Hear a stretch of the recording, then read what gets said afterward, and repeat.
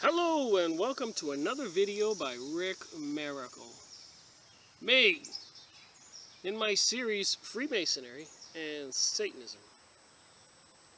And lordy, I didn't know how much I hit it on the head with that name. Freemasonry and Satanism. This is going to be a new book, series number 92, concerning, this may be the best video I ever made from what I have just been reading. It may explain everything. But of course you got a lot of people out there who are under some kind of mind control and brainwashed. They won't believe it. And you got so many other people out there that are lukewarm, who just want to be left alone, don't care what's going on in the world. Don't care that they're murdering the Syrians, the Iraqis, Afghanistan, all the people in the Middle East. And they're trying to disarm we the people in the United States. Why do they want us disarmed? While they, the federal agencies, this has been reported on my previous videos, are buying up ammo and weapons, and even militarizing the police and sheriff departments. Something bizarre is up. And I think I might have put two and two together and come to a book that just says it. You're not going to believe it. Freemasonry and Satanism. So this book was done by A. Ralph Epperson. The title of the book is Masonry, Conspiracy Against Christianity. Wait till you see what's inside this book. Don't judge it just because I said Christianity and say I'm going to tune out. Because you'll be surprised what it says about the Freemasons and some very powerful people. Evidence that the Masonic Lodge has a secret agenda. And part of that secret agenda is disarming the USA people and causing some kind of calamity to shut down the whole system for this new world order. An amazing book. And I don't want to invade on anybody's copyright laws. I suspect that Ralph Epperson is probably not alive. I'm going to go through who the publisher is and the author and give all the credit where credit is due, and only read about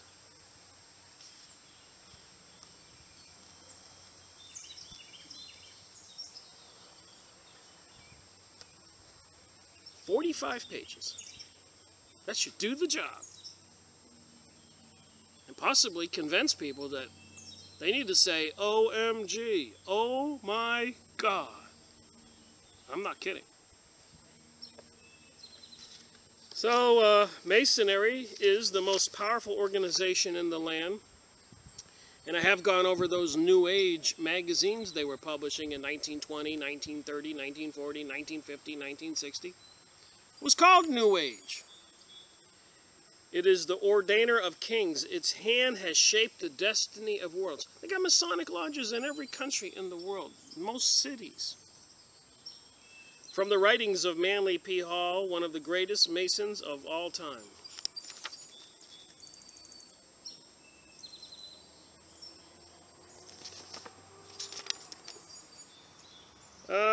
This book says I can read the entire book, actually, as long as I give full credit is given to the author by citing the title, name, and address of the publisher. It is the intent of the publisher to make this vital information available to as large an audience as possible. So I suspect this will be part one. I'm going to hold this thing up here. Ralph Epperson, including his two other books, The Unseen Hand and The New World Order. And it's published by Publius Press, 3100 South Palomino Place, STE-B3. I'm going to hold it up. Tucson, Arizona, Republic 85730, the United States of America. Telephone 520-886-4380. Vital information in this book.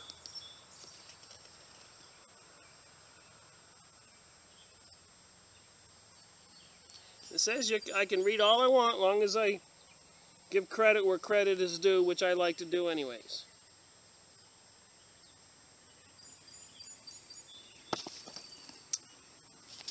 It's the first time I've ever seen one where they say, review as long as full credit is given to the author, and citing the title, name, and address of the publisher. I just showed you all of that. So here's some of the index, should you want to pause it and read it.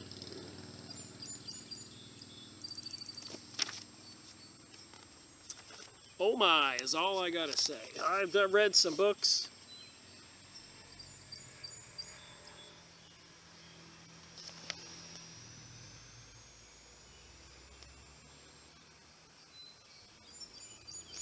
But this one just might top them all.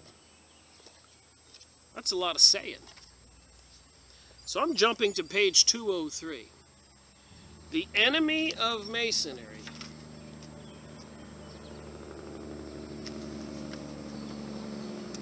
The enemy of Masonry. Like I said, this might be worth downloading and making copies on CDs and giving it to your friends. Whatever. Send them the link on YouTube. The fact that the Mason is at war with an enemy is made abundantly clear during the rituals between the 4th and 32nd degree of Scottish Rite. So Ralph Epperson was quite the authority. Spent 30 years trying to figure out what the heck is going on. I've only spent 11 years. And what I do, of course, we all know, is I read books.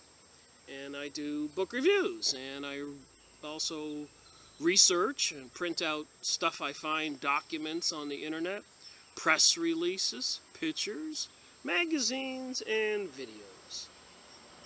So I try to report what I find as honestly as I can. Oh my, this is going to be shocking to me that I found this. I've had this book in my collection. Actually, no, I did not. I recently got this in the mail. I got so many books, I get mixed up here. I ordered this book. In my research, people always cite books, and I go buy the books. So anyways, the fact that the Mason is at war with an enemy is abundantly clear. And the answer to that question is startling indeed. Who are they at war with? Albert Pike started explaining just who or what. Albert Pike, who wrote Morals and Dogma, the Bible for the Freemasons. I've been going over it. I'm going to republish some more material from that book. He's the one who wrote a letter to Mr. Mazzini in Italy back in 1888 or something, and said that there would be 3 world wars required to bring about the New World Order. So we've had 2, and World War III might be actually going on now. It might be some kind of quiet war that we don't know. We know the Syrians are being bombed to smithereens as I speak right now. And all kinds of other horrific things are going on. Crisis actors, shootings, bombings, suicides, they say. All in this stuff to be publicized by the media, trying to convince the powers that be, in this case the Obama administration, who really is just a puppet, in my opinion, and even the next president, but they want to make sure they disarm Americans, because I believe it would be easy for them to do what they've done already in Russia and China in the communist revolutions, where as soon as they gain control, they start slaughtering people to the tune of 40 to 100 million people. They're trying to wipe out belief in God, morality and decency, and it says it in this book. It is the enemy of mankind. It restricts people. It takes away their freedom. If you want to rape a woman, they say in this book that you should be able to do it with a clear conscience. They want to free our consciences. to more primitive, animal-like. Albert Pike started explaining just who or what the Masons considered to be their enemy in his discussion of the 30th degree in his book called Liturgy, L-I-T-U-R-G-Y. I guess I'll have to get that book. You already know that Scottish Masonry is the enemy of all oppression, injustice, and upsurtion. According to Albert Pike in his book Liturgy, you already know that Scottish Masonry is the enemy of all oppression. And I guess it's oppressive to tell you you shouldn't be killing people. Injustice, that would be unjust not to allow you not to kill people. And upsurtion, so the state or the church having any kind of power to stop you from killing people, is a crime according to these people. She labors to emancipate men, this would be the Scottish Rite Freemasonry, from their own ignorance, prejudices, and errors, which enslave them in order that they may emancipate themselves from the bondage of despotism and the thraldom, state of servitude, slavery, and spiritual tyranny. So forcing people to abide by the 10 Commandments, don't kill, don't steal, is spiritual tyranny. So the candidate is once again exposed to the idea that the government and the church are the enemies of Masons. Now remember, the Masons kind of rule the world. And they put people in all the government offices and CEOs, and they do have a religion. It's a satanic religion, and they do control the state. So there's supposed to be something of separation of church and state, whether it be Christianity or Satanism. But apparently Satanism is allowed, but Christianity is not. The initiate is told that he must punish his enemies as early as in the degree of Master Mason, meaning the 3rd degree. So they say we should punish their enemies. Who are their enemies?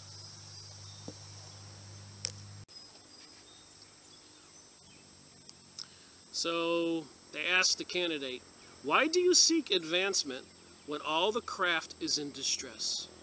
And the candidate answers, to be better able to serve the order, avenge innocence, and punish crime.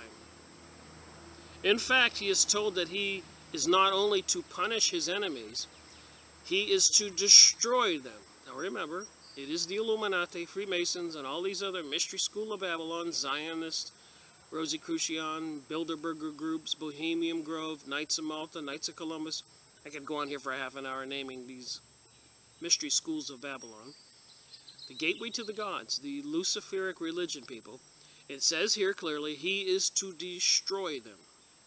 So the initiates into Freemasonry taken their degree under threat of death and to obey the master. Threat of death if they divulge this stuff.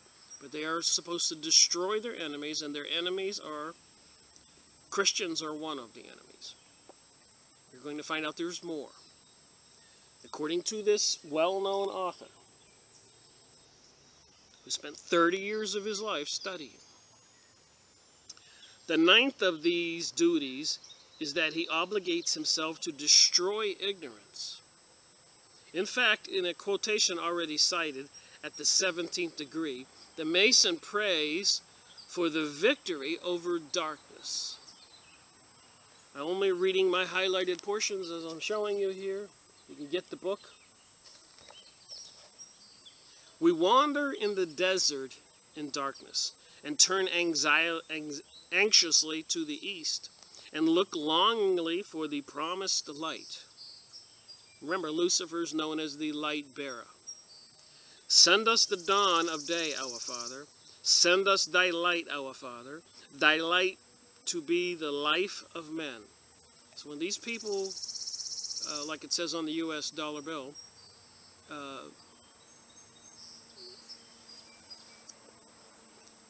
that they believe in God,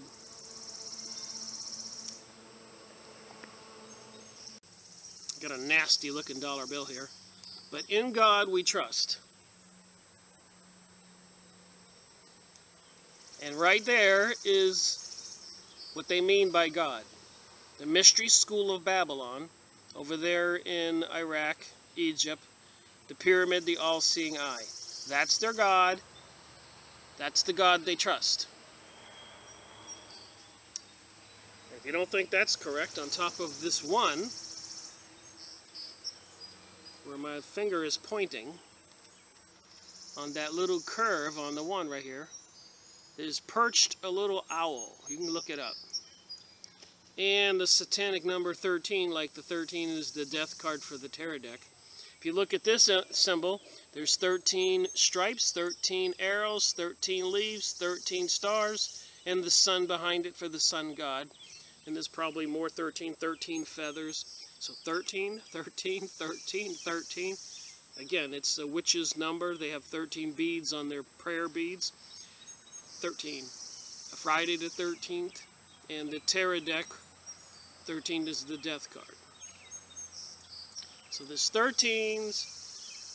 They're telling us the origin of the religion, and that's the God that they're talking about on the dollar bill. FYI. So when it says here, send us the dawn of day, our Father. Send us thy light, our Father. Thy light be the life of men. The restitution of men of the primitive truth, of rational and regulated liberty, of free thought. These are things that are in Mr. Pike's book. These are things he said. The author of Morals and Dogma, one of the Bibles for the Freemasons. Regulated liberty and free thought, and the rights of conscience, the regeneration of the nations, and the establishment of that state of totalitarian toleration and peace, which will make earth a fit temple for a God of mercy and loving kindness. So they want everybody to believe this Lucifer God is a God of mercy and loving kindness. They call it a God, a fit temple for a God, it says here, not God. So Albert Pike's writing, and Albert Pike has admitted that Lucifer is their God. Lucifer was the leader of the angels, 1/3 of them that were cast out of heaven. This order has for its mission and the avenging of an awful crime, not by the punishment of those that committed it, for they have long since gone before the judge of all mankind, but by the destruction of tyranny over the conscience of bigotry and intolerance. So bigotry and intolerance, they are now calling Christians bigots and intolerant. We all know that with the gay movement, now even the pedophilia movement, transgender, pansexual, bisexual, homosexual, freedom to do anything, adultery. And if you disagree with that, it's bigotry and intolerance. And by the establishment everywhere of a well-ordered liberty, We work in secret because we can work much more efficiently. Are you willing to devote yourself to the great purpose that I have indicated? These are the people who get initiated into Freemasonry. And to become a sworn servant of the order. And the candidate answers, I am. It is important that I point out again that these Masons are out to destroy government and religion in secret. This would be, of course, the author, Ralph Epperson. He must answer in the negative because of the oaths he has taken as a Mason not to reveal any of the secrets. So whenever anybody asks a Mason about this stuff, they've sworn to secrecy and they have to deny it, under threat of death. So the only way you will know that I am right is to read their literature. And I've done a pretty good job on the Blue Lodge Handbook. I think I made a dozen 2-hour videos going through those initiatory rites. Because this is not secret, and as we are seeing it, truly informs all who read it what their goals are. And you can go on like abebooks.com, and there are some other used book sites. And put in the Blue Lodge Handbook or the Freemasonic Masonry Bible, etc. And for $2 or $3, free shipping probably, you can get these books in the mail. So don't believe me, do a little homework, and apparently as these books are scooped up by people who are waking up, the prices are going up. So what you might spend $5 for might be worth $50 next year, or more. Fritz Springmeier's The Bloodlines of the Illuminati I bought rather cheap, but now they're expensive, $100, $175, and many other books I have. Moving on, the Grand Master of the Templars, Jacques de Molay, as many people already know, the Catholic Church, the Pope, turned on the Templars and had them executed, those they could capture, and try to take all their fortunes, between the King of France, I think, and the Vatican Pope. So the Templars were attacked by the Christian Church. So in 1298, Molay was unanimously elected Grand Master of the Masons. On the 12th of September, 1307, the order was issued by a pope to arrest the Templars, and de Molay endured an imprisonment for 5 years and a half. He was subjected to the utmost indignities and sufferings for the purpose of extorting from him the confession of the guilt of the order. On the 11th of March, 1314, he was publicly burnt in front of the Cathedral of Notre Dame in Paris. I believe that the date March 11th was also picked because of its symbology.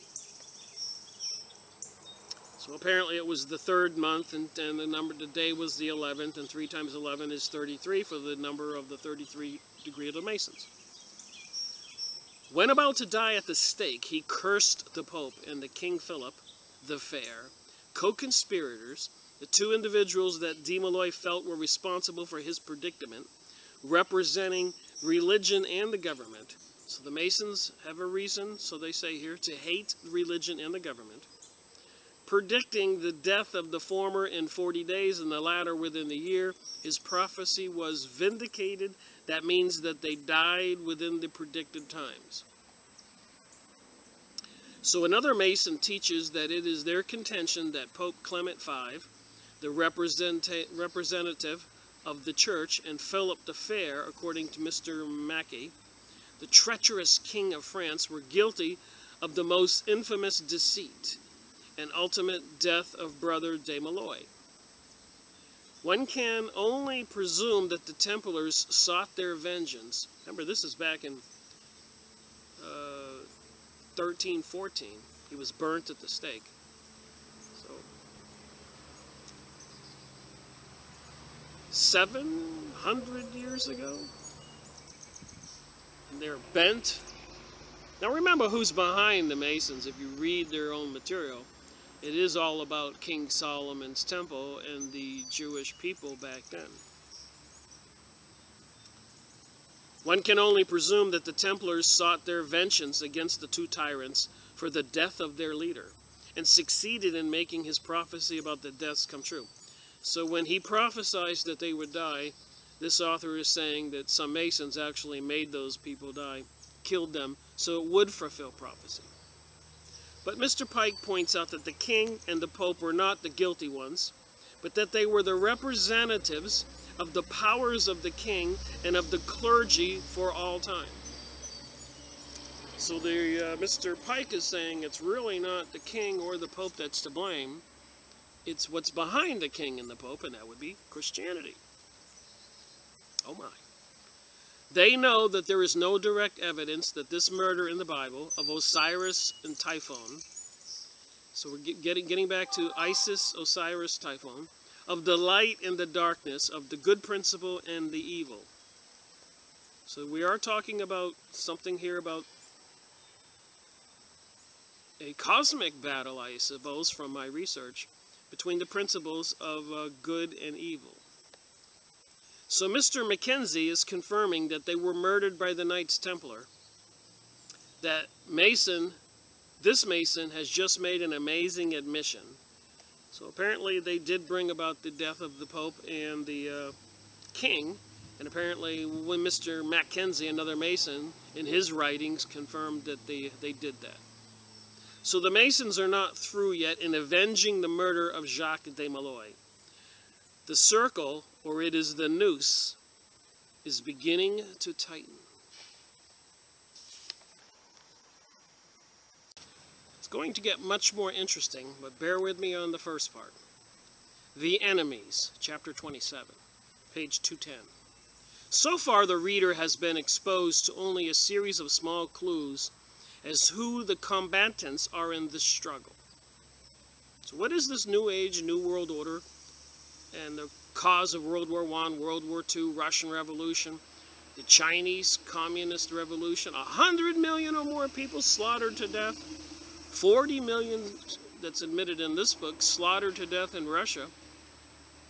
But then again, they want to build that museum for the Holocaust of the Jews for 6 million and make the whole world be guilty or have a guilt feeling and make that part of the new religion on those 6 million, which apparently really weren't 6 million, nor was it any intention to focus just on Jewish people, in my opinion and my research. But what about the people killed in World War I, World War II, the Russian Revolution, Chinese Revolution, French Revolution, and so much more, and the murder of presidents in South America, 40, 50 million purged over the 1900s, getting rid of the natives, Americans. And who was in charge? It was the Masons. Since 1214, they had their eye on vengeance, and they've been controlling the banks, the Illuminati, and organizations. They admit it. It's acknowledged.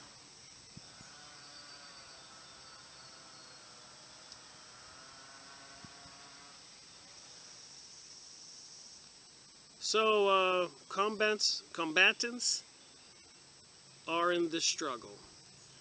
One who attempted to do that, albeit in symbolic language, was Albert Pike in his book entitled Liturgy. This is what he wrote. The long war between the evil and the good, between Michael and his angels, and the dragon and his angels shall end, and the serpent and his angels shall be overcome, and shall pass away and be seen no more forever. All right, moving on. Thou wilt, in due time, assert thy power, when evil shall no longer reign. This is an extremely important quotation from Mr. Pike. Notice he is separating the warring factions into two sides in the heavenly war before Satan was expelled from heaven. So to help a lot of people grasp this, let's just think that there is another reality where people are not so dense, material-like, like I am in these trees, but there's a spirit world. Apparently there was a battle in that reality, and that same battle is taking place here on earth. He is saying that Michael and his angels, meaning the forces of God, were at war with the forces of the dragon, meaning the devil. The devil is referred to as the dragon in the book of Revelation, the final book of the Bible, and also known as the serpent. Some people now say there are people with different kinds of DNA, reptilians. So there's plenty of references to snake beings throughout man's history. He says that the serpent and his angels will be overcome, shall be overcome. He does not say which of the two sides he considers to be the serpent and his angels. It could be Michael's side, or it could be the dragon's side. So Mr. Pike is not saying which side he considers to be the serpent and his angels. But Mr. Pike does provide two clues that he does not believe that Michael and his angels are the good forces in this long war, but are the serpent and his angels. First, notice that he states that this is the war between evil and good. Choosing to put good first and evil second, but Mr. Pike has reversed it. He has evil first and good second. If you talk to people now, they're mind controlled, and they'll tell you there's no such thing as evil. They're buying all this information, mind control stuff, New Age, hook, line, and sinker. You can't talk to people, cognitive dissonance.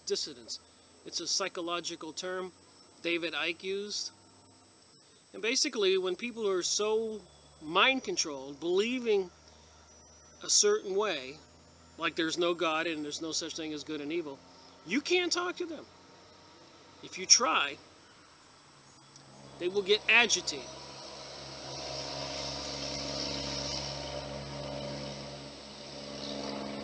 I get all these disturbances when I make my videos outside.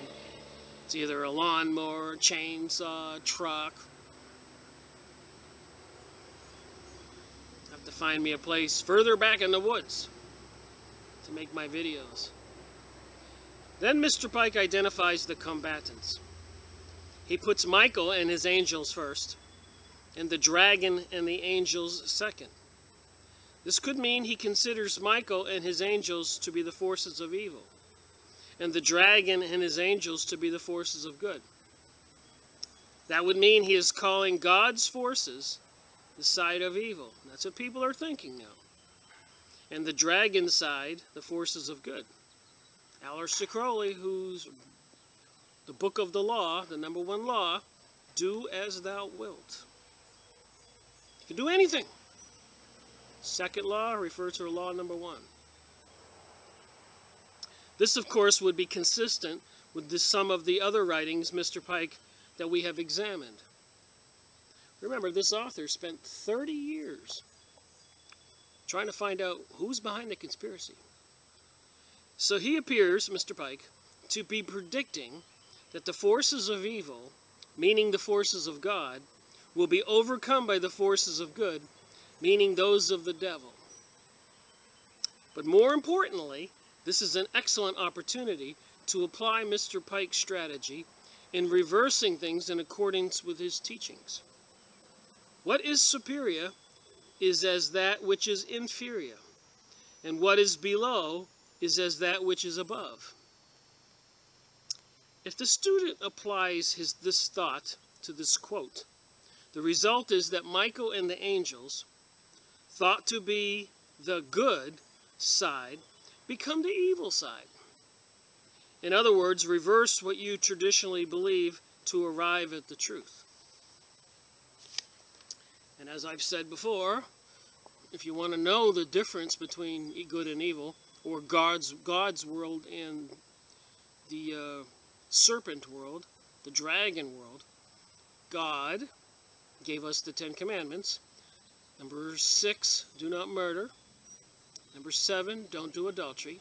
Number 8, do not steal. Then do not covet, do not bear false witness. Believe in only one God, number 1. Don't worship idols, number 2. Don't take God's name in vain, number 3. Obey the Sabbath, number 4. And honor thy mother and father, number 5. So anyways, if you take the reverse of those, you have the other religion, which would be that you can steal, you can do adultery, you can covet, you can bear false witness, etc. You can have more than one God, you can worship idols. You don't have to take care of your mother or your father. So that's freedom. You're liberated. You don't have to do any of those things. That's what they're fighting for. God's law restricts humans. The evil God wants to restrict people so they don't do pedophilia and adultery and murder and stealing. Bad God who says that. That's what they think. So Pike is saying that the God of the Bible, symbolized as the serpent, will be overcome at the end of this war. Remember that Pike told his readers to reverse things. If you read the quotation with the biblical mind, you think that it means that God will overcome the devil.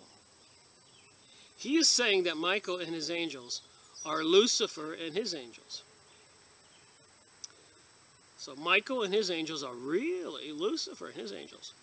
And it is the serpent and his angels, meaning the God of the Bible, and his angels who will be overcome. So he is saying that the vanquished foe, the God of the Bible, is evil and will no longer reign. So according to Mr. Pike, the Christians have it backwards when they claim that God, in the form of Jesus, will return to save this world from Lucifer, Satan, also called the devil. They believe that Satan will triumph when he, meaning the devil, returns. Oh my. So Mr. Pike continues in his book, Legenda. The mitre of the one, a headdress, specifically a tall ornamented cap with peaks in the front and back, looks like a fish head, worn by the Pope of the Catholic Church as the mark of the office, and the crown of the other, meaning the crown of the king, were the symbols and remain the symbols of the enemies whom it is the purpose of the order of the Temple of Solomon, that would be the Jewish people wanting, the Zionist Jewish people wanting to rebuild King Solomon's temple, of the holy house or Herodom of Jerusalem. So again, now we know why they did 9/11. Now we know why they're overthrowing all those countries in the Middle East. Iraq, Afghanistan, Syria, Libya, Tunisia, Egypt, so many more, and mass murdering, depopulating the area. That's where they plan on ruling the world from. Mr. Pike is saying that the other combatants is the Masonic Lodge and others who believe in Lucifer to war against without remission or relaxation. So these Freemasons have to war against the Christians without remission or relaxation. So it appears that if this battle is between the Catholic Church allied with the government and the Masons. But there is still more to the secret, and the Masons keep releasing the clues. Chapter 28. The oath. Remember, they swear an oath under threat of death, or cutting open the stomach and the guts hanging out. Each degree, the death sentence is more severe, more insane. So chapter 28, page 214. It becomes important to know that even if the member of the Masons do not understand the information that will follow, he is bound by an oath to enforce it should he ever be giving an order from his Masonic superiors to do so. So they also swear under threat of death and all that on their oath that they will obey the master. This is the oath called an obligation that the Masons take at the 18th degree according to Albert Pike. Ready? I, the initiate, provides his name, furthermore promise and swear that I will observe and obey all the rules and laws of the Order of Knights of the Rosy Cross, the title of the 18th degree, and the degrees and mandates that may be transmitted to me by the Sovereign Inspector General.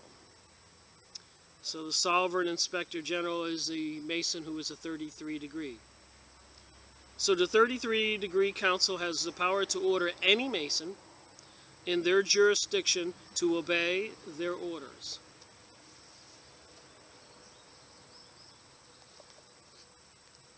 Get the book. That's all I can say. I'm only reading a few pages. Hiram Abiff legend.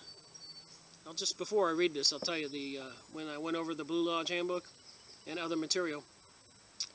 Apparently, when you're a master craftsman, thousands of years ago, you had a magic word. I guess so you could perform magic or communicate with demon beings or gods. A word, a missing word. And the chief contractor, mason builder, brass craftsman, the leader who was in charge of the construction of the King Solomon's temple, had the magic word, so he could make certain things happen. Anyways, 3 of the lower Masons, first degree, wanted the secret word from Hiram Abiff, the Master Mason. And he wouldn't give it to him, so they killed him. So the 3 ruffians killed the leader of the construction crew in terms we can understand today, back then, because he wouldn't reveal the secret word. The ineffable name of God would apparently had some magical powers. Again, what God?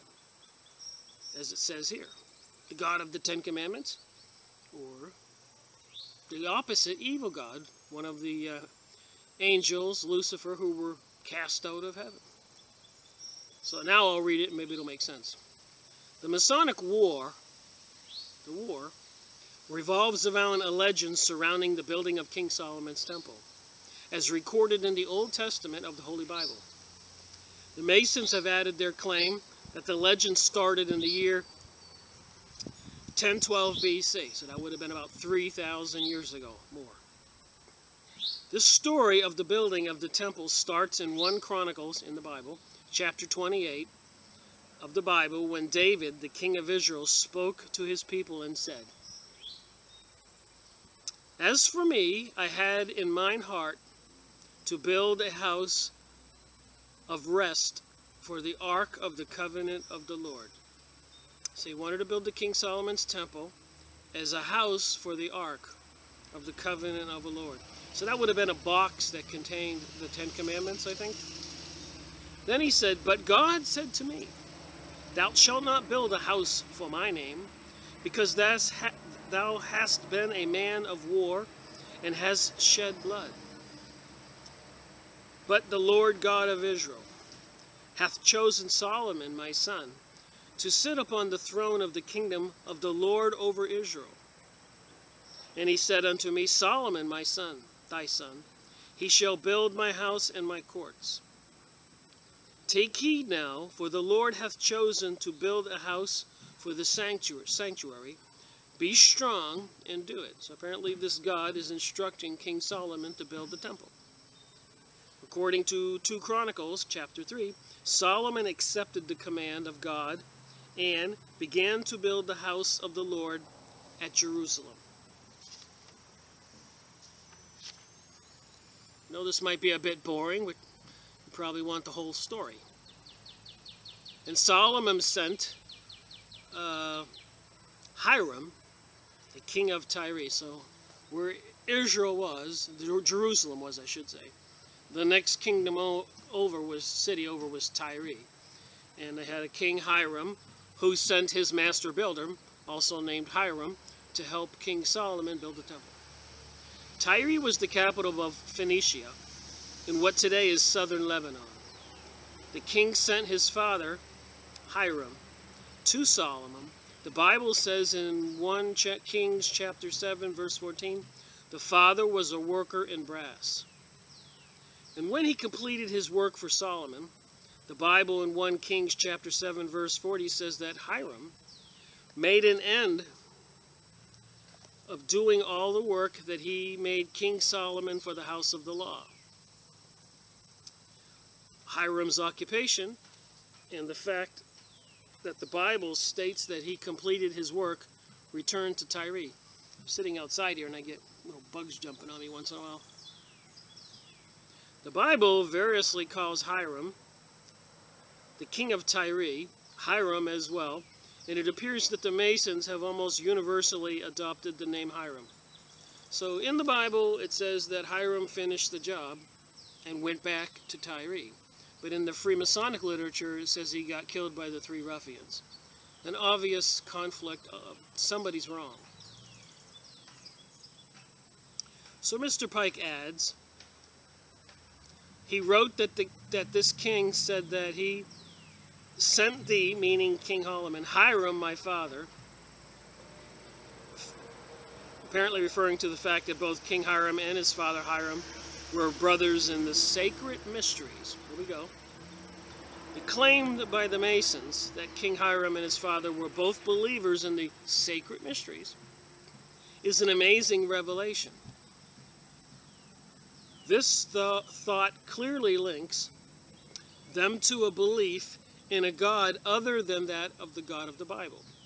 So when I talk about the occult and magic all the time, apparently it is the dragon god and magic words, witchcraft, and you can get these beings to do your bidding. And I have another book review after this that'll show that even more. Quite interesting book I'm reading. And Albert Pike put that declaration in writing. Yet the Bible and the Masons both say that King Solomon asked for King Hiram to assist him in building of the temple. Anyways, as we're talking about, Ralph Epperson here cites several sources for his material, of course.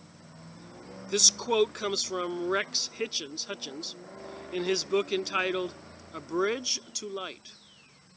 For example, we are told in 1 Kings 7:40 that Hiram finished all the work and he had been commissioned to do by King Solomon and presumably returned to his own country. But Masonic tradition asserts that the death of Hiram during the construction of the temple. So all these things that are claimed by Albert Pike in this book are supposed to be secret messages. So it's supposed to say one thing and mean another, an allegory. So what Mr. Hutchins is saying is that the Masons have built a legend around an event that did not happen. The alleged death of Hiram Abiff. This means that they are knowingly not telling the truth to their fellow Masons when they make certain claims in their story about the death of Hiram Abiff. So these people, this guy who wrote the book and the other people that books I've gone over, they're smarter than me, and they're spent 30 years trying to interpret this material. So let's see what he says further on. The Masons have constructed a legend that says he was murdered, but the Bible says he returned home at the temple site before it was finished. This is called intentional misleading in the first layer. And of course, we know in 2016 there's a whole lot of intentional misleading going on. And a lot of obvious rituals and symbols being laid out there for any of us to see. Movie stars doing this, tattoos on people. The movie Hunger Games, Divergent, Super Bowl halftime shows, satanic rituals, the ceremony for the tunnel under the Swiss Alps. Totally evil, even with the horns and everything. And the goddess of destruction, Shiva, out in front of CERN. And 666 in the logo. So much more. I don't really think I have to keep going over it. So it does look like this cosmic battle between the good forces in the heavens, whatever dimension that might be, and the cast out beings in another dimension, wherever that might be, is being played out on planet Earth, and they want to cause some kind of worldwide revolution and have all these satanic people kill all the good people. Mass planetary murder, maybe? Mr. Pike and others are loyal to this promise. The Masons will reveal the true meaning behind the symbol to anyone who cares enough to make the effort of finding the truth behind the symbol. Freemasonry, a legend. The three assassins will be identified later in my book, who have entered into a conspiracy to extort from the distinguished brother, Hiram Abiff, the master builder, a secret of which he was the possessor. The legend is altogether symbolic. When its symbolism is truly comprehended, becomes surprisingly beautiful. And then Mr. Pike, that was Albert Mackey who said all those things. And then Mr. Pike explained that the legend of Hiram is also symbolic. His death will be discussed in the following paragraphs. And the mourning of Masons for his tragical faith has some deeper meaning than appeared on the surface. So the tale told by the Masons has symbolic meaning. These parts of their legend are symbolic, concealing a meaning that they are encouraging their members to discover. Carl Claudy, who wrote, "The legend of Hiram Abiff, meaning the man who represents all of mankind, is at once the tragedy and hope of man. It is virtual struck down by error, evil, and sin, and raised again by truth, goodness, and mercy." It's going to get more interesting. And I can tell because I underline things and put parentheses around them. Things that are just a little mind-boggling.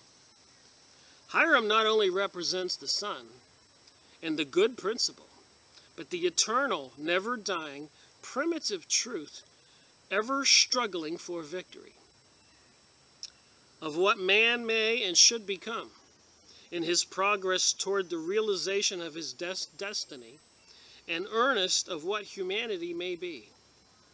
So Hiram is not a man, he is humanity by the symbolism. He symbolically represents all the humans on earth. Remember, he was killed in their Freemasonic story. The Master Hiram is the symbol of the people, of a free state, and therefore of liberty itself. Now remember what their idea of liberty is: freedom from God's 10 Commandments. Keep that in your mind as I read on. It'll make sense. Hiram is man, attaining empire by means of knowledge and sagacity, defined as keenness and discernment or discernment. Albert Mackey, another leading Mason, confirmed, Hiram Abiff is the symbol of man in the abstract sense. So the story is not really what it is told. Stated in my own words, Hiram symbolically represents all of mankind in the battle between good and evil. He symbolically represents the thought that mankind has been cheated by the God of the Bible when he was removed from heaven for deciding that he should decide for himself what was right and wrong. So that was why Lucifer and 1/3 of the angels were kicked out. They wanted not to listen to God's laws, and they wanted to decide for themselves which is right and wrong. And if you have any opinion of that, if you believe pedophilia and raping women is right, then you are on the Lucifer team. If you think raping women and pedophilia, murder and stealing is wrong, then you are on the side of God. Michael and his angels. Jesus. It's a clear choice. Page 221. And Masonry is now engaged in a battle with the God of the Bible to bring man back to the perfect paradise. So Lucifer wants to bring everybody back to the perfect paradise called heaven on earth. If only man can attain a condition where there will be no moral absolutes. They don't want any moral absolutes.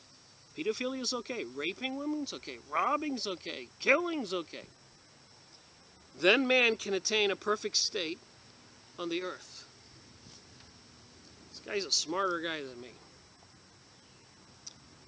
I have read, studied, and reflected on these things as Albert Pike suggested.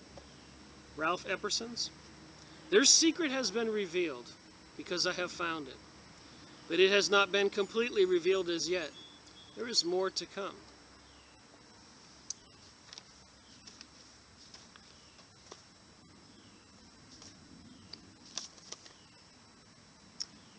Alright, it's not too much longer, and it may seem a little boring or maybe not exciting enough to keep the interest. But as you know, all of a sudden we come across paragraphs and sentences that just say, oh my God. So we got a couple pages to get to that moment here. The death of Hiram. The Masons have told their initiates that there is more to their legend than they have been told. This quotation comes from Albert Mackey, another leading Freemason. Masonic writers who have sought to interpret the symbolism of the legend have finally arrived at the same result, namely that it has a spiritual significance. I'm only reading my highlighted portions, throwing a little of my commentary in there. And when he came out, one demanded the master's word. So Hiram Abiff, the leading craftsman, master, builder, the ruffians, the three guys who killed him, demanded the master's word. In other works by other Masons, the master's word is identified as the true name of God. Apparently it had some power. Page 225. Jibola Om, the mythical names of assassins, the true interpretation of which is only known to the initiate, who is also an esoteric, the occult witchcraft, meaning one skilled in the secret or the hidden student.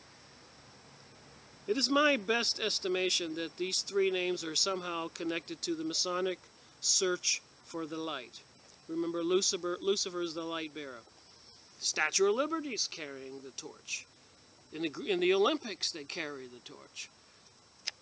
The sun god is a big light. So it is my opinion that these three names of these ruffians, Jubilo, Jubila, and Jubilam, have a root in the Latin word juba, and I am guessing that they mean I am the light of the sun, and you are the light of the sun, and we are the light of the sun. But that is just my opinion. It is not contained in any of the Masonic writings that I have read, according to the author of this book. 12 of the conspirators failed to meet the other three in the temple at the time agreed upon to put on their wicked plot for execution, to get the name of God from Hiram Abiff, the master builder. The other three, though disappointed, the 12 of them didn't show up to do the thing, to get the word from Hiram Abiff and kill him. The other three, though disappointed, persisted. Their names are said to have been Yobala, Yobalo, Yobalam. Apparently a different meaning of spelling of the names Jubilo, Jubila, Jubilam. I don't think they had J back then, they had Y. In these, a mystery is concealed. So the mystery of the name. So it is possible that the secret within the secret about the names of the three assassins of Hiram Abiff, the master builder, is that they are somehow symbolically connected to the worship of the sun god. And on the all-seeing eye on the dollar bill, which looks like a reptilian eye, by the way, is the blazing sun. According to the sentence of the court, the two assassins of the master have been executed, confessing their guilt in the hearing of all the people, and their heads struck off after life was extinct, have been set with that of Arabim over the east, west, and south gates of the city. So after they were killed, they lopped off their heads and they put them on posts on 3 entrances into the city. Notice that there were no heads placed at the north gate of the city. This must mean that they did not want to place a head on the gate of the darkness. I guess the north gate was the darkness. Henceforth let our departed brother and revered master, Hiram Abiff, be unto us and unto all Masons the symbol of liberty, intelligence, truth, and his assassins of ignorance, tyranny, and tolerance. So apparently we Christians are ignorant, tyrannic, and intolerant, and many of the masses of people are actually believing that right now. And the freedom of the state can only be attained and perpetuated by instructing the people, by following ignorance into the darkest dens, and then smiting its mortality mercilessly. Slighting it mortally and mercilessly. So the Masons wish to smite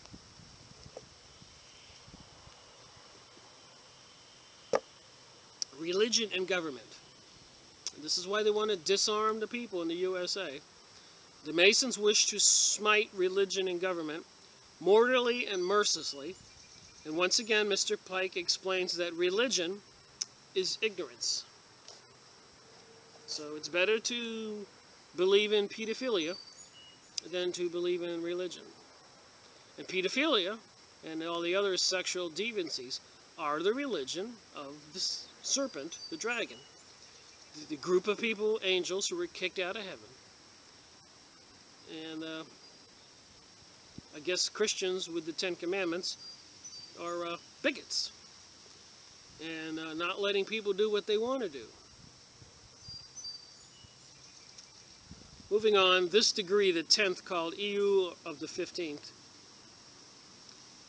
is devoted, the 10th degree of Freemasonry, is devoted to the cause of human freedom, corporal, bodily and physically, mental, against tyranny exercised over the soul or body. So they don't want God to have any control and laws that people can do or cannot do. So the two assassins of the master, Hiram, who is to use the symbol of that freedom, whose capture and execution are recounted in this degree, are the symbols of those special enemies of freedom. Ambition, which tyranny and despotism is born, and fanaticism, from which spring intolerance and persecution.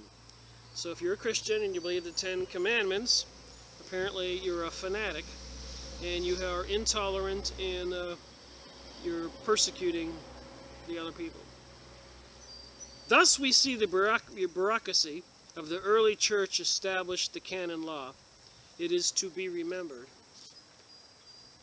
that Adam Woodstock taught canon law. He's the one who came out with the Illuminati in 1776, May 1st, which, by the way, it was the same year that the U.S. Constitution, America, declared its liberty against the King of England, 1776.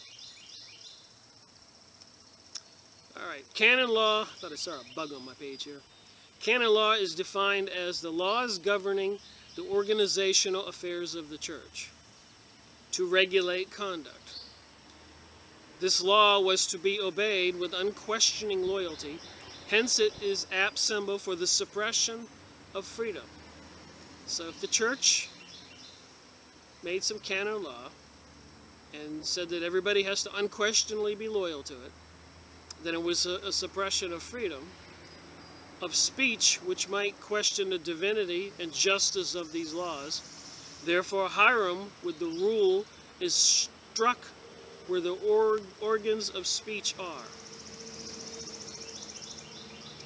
The point I wish to make is that nowhere in Mr. Hutchins' book is he equally critical of the government of the United States. As a student of the Constitution, this writer, author, I have put some of the laws passed by Congress to a test of this document and found that much of what Congress is doing today is not authorized by its provisions. And we can certainly say that the Congress of the United States right now is completely out of control. The crisis actors, all those fake events of shootings and bombings, some of it's they did do, it's real. But you know, they are into serious microchipping people and mind control. The federal agencies are buying weapons and ammo while they're using apparently legal dramatic created incidences with crisis actors to sway the minds of the public, to get everybody believe that they need to disarm the public. And we know what they want to do here. So it makes perfect sense that if they're going to enslave the people, or I should say, let them loose with no rules apply, and then take away the food supplies, and we will have chaos and anarchy, which is apparently what they want. To have the people return to their primordial ancestral way, more like animals. That's what these people want. I consider this to be tyranny, and that would be that our government is working against the people. Even one congressman the other day, I watched him say on a video that the New World Order is here, we may as well deal with it.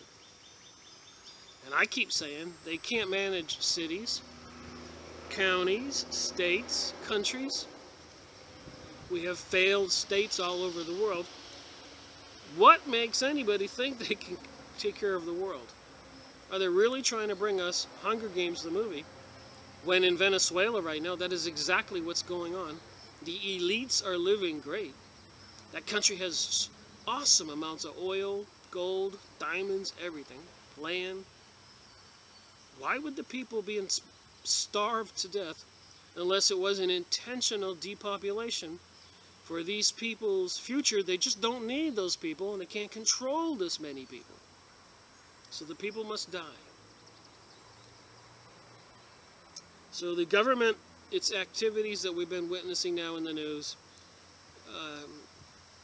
Hillary on Benghazi saying, it doesn't matter how they were killed, and all kinds of other accusations against her. Not that I'm a big Trump fan. Go look at his condo in New York. Clearly a Masonic person,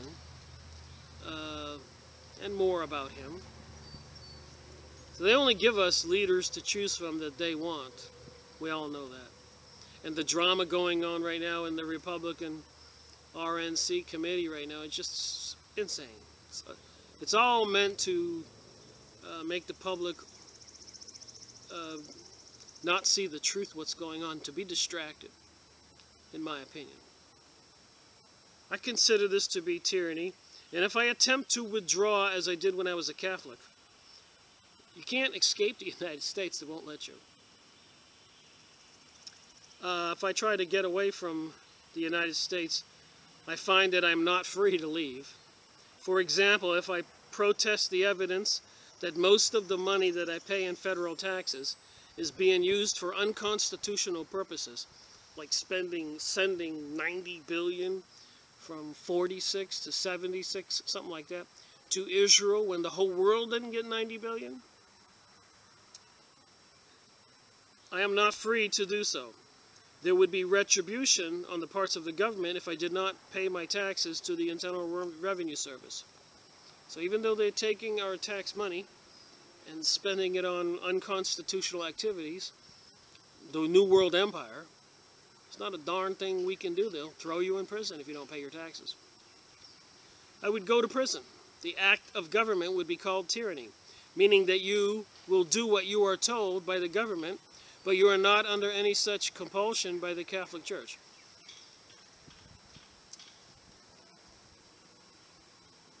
Well, the Catholic Church didn't kill a lot of people for heresy, not going along with the Catholic Church many years ago.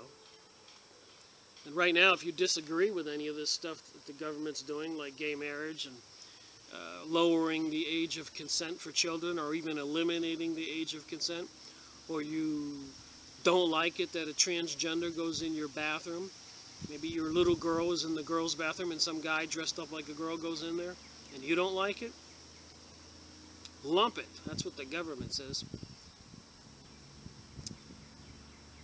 So in my opinion, Mr. Hutchins is wrong. He fails to see tyranny where it permeates the government of the United States, but sees tyranny where there is none in the Catholic Church. That's this guy's opinion. I think with the new Jesuit Pope, we had all better watch out. The popes were the military arm of the church, the Jesuits.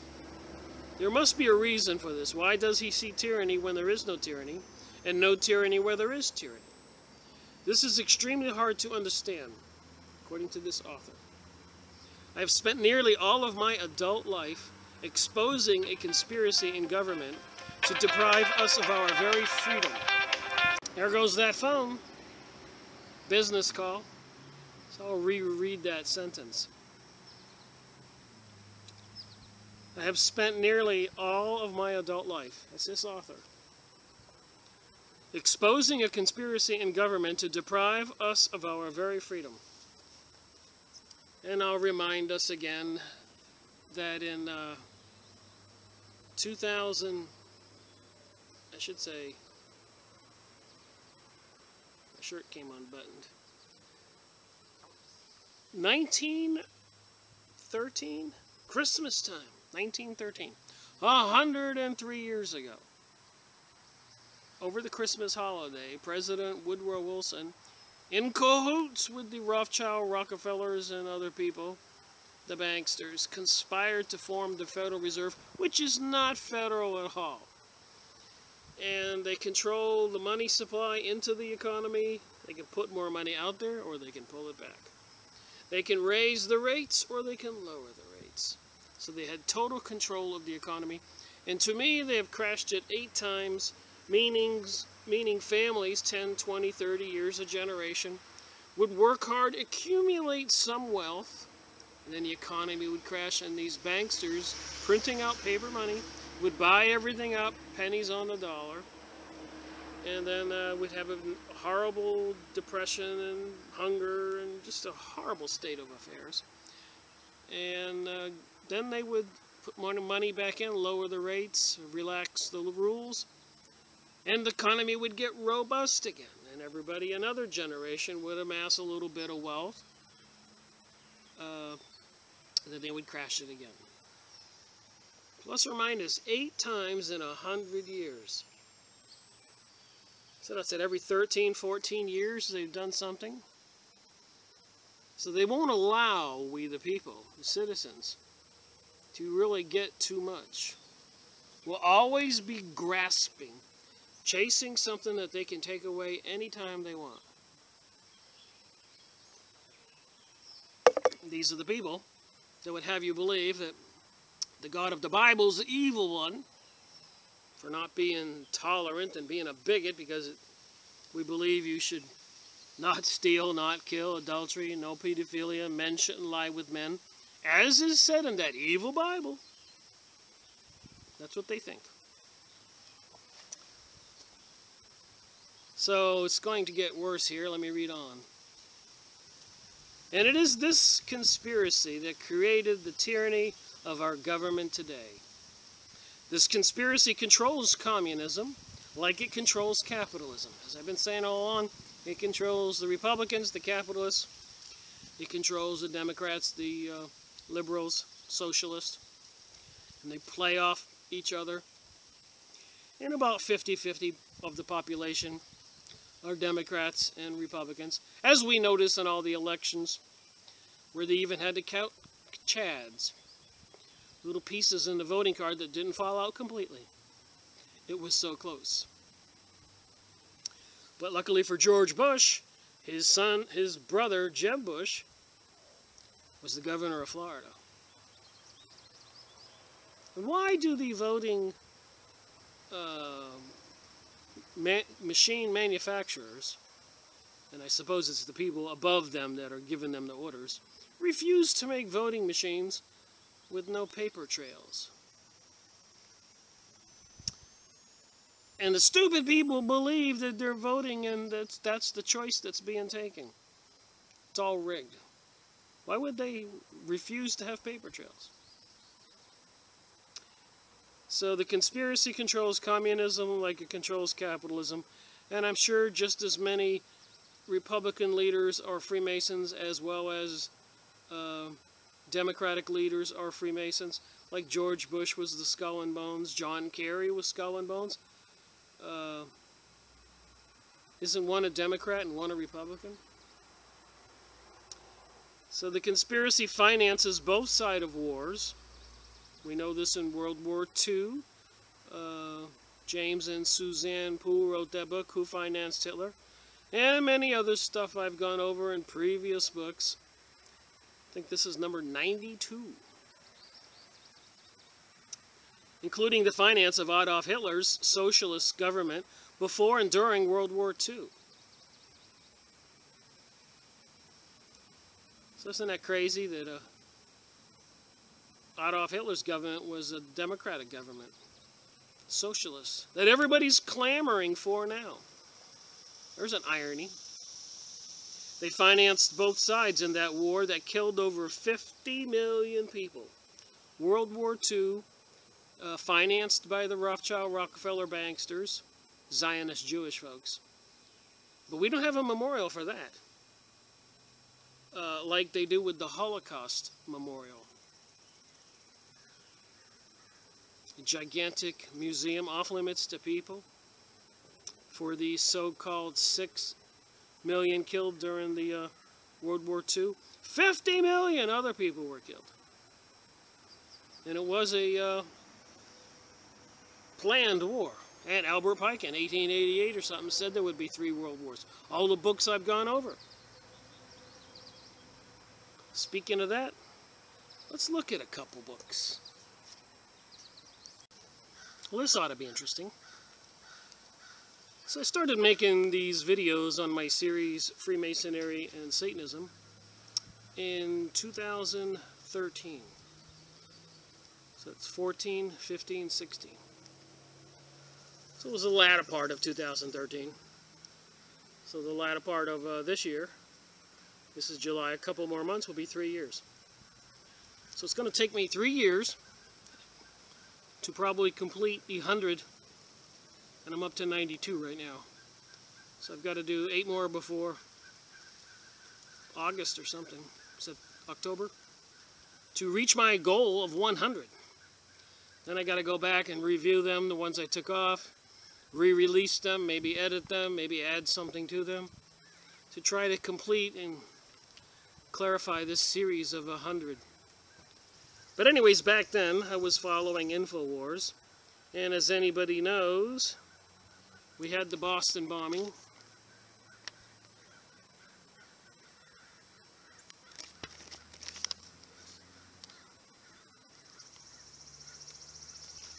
And I mentioned this before, but I'll put my finger here so you can see it. It was at 666 Boylston Street. Hopefully you can see that.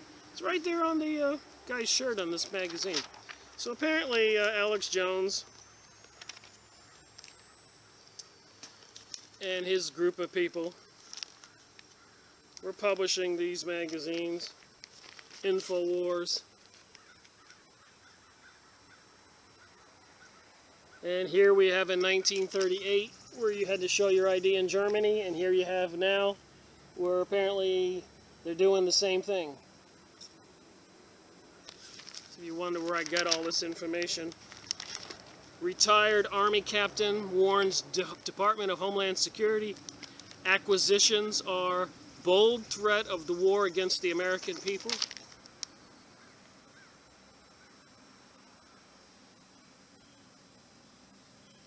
So a lot of people, 3,000, almost 3,000 mine-resistant ambush-protected armor personnel carrier are going to our local police departments. 2 billion bullets purchased by the DHS. This is 2013. Why would they be putting these armored carriers all over our country and buying 2 billion bullets?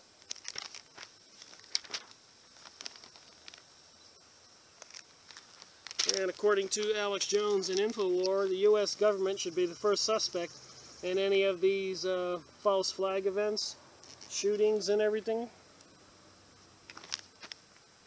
So I've been listening to people and reading stuff, and false flags are apparently quite common. They've been doing them throughout history.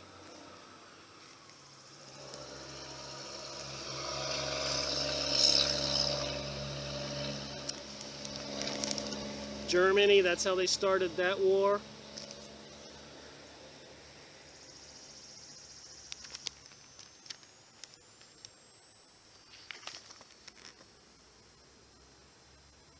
Spanish-American War. Israel false flag in the Levin affair. So they use these false flags. This whole book is just full of this stuff.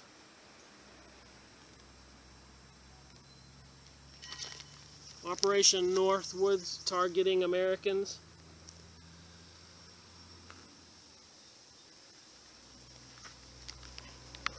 The Boston bombing, the underwear bombing guy. So my point is I got all these magazines. Here's one that's funny. The Family Guy episode predicted Boston bombing marathon.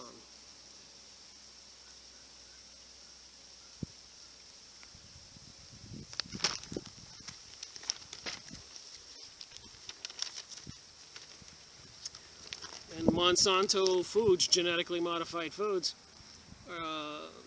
when you digest them, appear to be unfriendly to your body.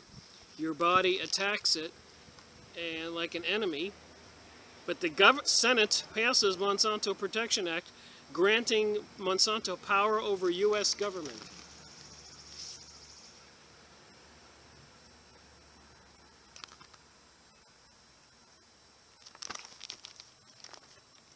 Senate ignored public's outcry against the act. Like I said before, our own leaders appear to be arming up to treat us as we are the enemy, and they're using false flags, as this magazine says. Right on schedule, the art of the sheeple surfaces. The U.S. government orchestrated the Boston Marathon, the internet sewer. Obama did it so he could take our guns, the internet sewer. He used the Navy SEALs, backed up by flying monkeys from Oz. So much crazy stuff here.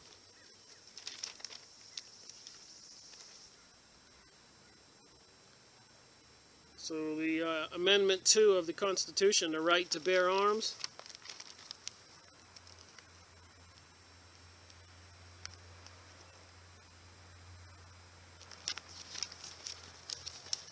They want to take that away. What do they have planned?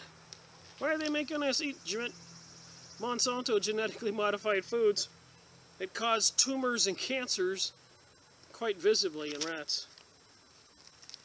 And of course, they had an ammo shortage back then in 2013. So, did they plan on already having the evil deed done? Who's causing the ammo shortage? Buying panic. So, my point here is I just want to show you some material that I've had to go over. I've read this book, but I wasn't highlighting back then. Plus, the original copy I had, I loaned out to a friend. So I will be reading it again and highlighting it. Pretty explosive stuff. I think there's the Duke and Duchess of Windsor, King and Queen visiting Hitler. Hitler. So apparently the banksters financed Hitler out of New York and Germany, Rothschilds, Rockefellers. Those were the Zionist Jews. And the obstacle in their way to building this New World Order, New Age, Zionism, ruling the world from Jerusalem and Mount Zion, Tel Aviv, were the Orthodox good Jews. Those are the ones I believed that were eliminated. And I have a very important book to share on that, written by a Polish lieutenant. So this tells all, if you want to know where I get my information from. I did read it from cover to cover. Whenever I read these books, I read them from cover to cover. Back 1827, Mr. Captain William Morgus, I've mentioned this many times, wrote a little pamphlet here about Freemasonry, exposing all. They abducted him, murdered him, and a lot of our police chiefs and senators, representatives, just mayors, political party leaders all over the USA who were Masons, obstructed the investigation, and it became a big explosive issue. And a lot of people left Freemasonry because of that. They were so embarrassed. And apparently that's when they started the Mormon Church, which is another Masonic institution. And so they just switched over to that, some of them did. Just saying. They have many organizations, and they try to say they're not connected. Rosicrucians, the Mormons, Bilderbergers, Bohemian Grove, Knights of Columbus, Knights of Malta, Jesuits, Zionists, Kabbalah, Freemasons, and more. Club of Rome, I could go on. Apparently the meditation room in the United Nations is all occultic. I've gone over it. The Temple of Understanding is all occultic. The symbols are all here in this book. The Temple of Understanding, the Great Seal in the United States, the prayer room, that's a big black stone. And I think you'll find that in Mecca, when they all walk around in a big circle during the Muslim holiday, Islam, is a big black stone. Something to do with witchcraft. And this symbolism here is all occult. Something to do with the Theosophist Society, who has an office next door to the United Nations. And it's part of the new religion they want to bring us, that we've been reading about in that book I'm going over. That God is the evil God and Lucifer is the good guy. Rothschilds. Can you believe that? Brigadier General J.H. Rothschilds, USA retired. Tomorrow's weapons. You're not going to believe this. Nerve gas, germ warfare, toxic warfare, and its implications for peace. Now, I don't know how you're going to get peace out of that.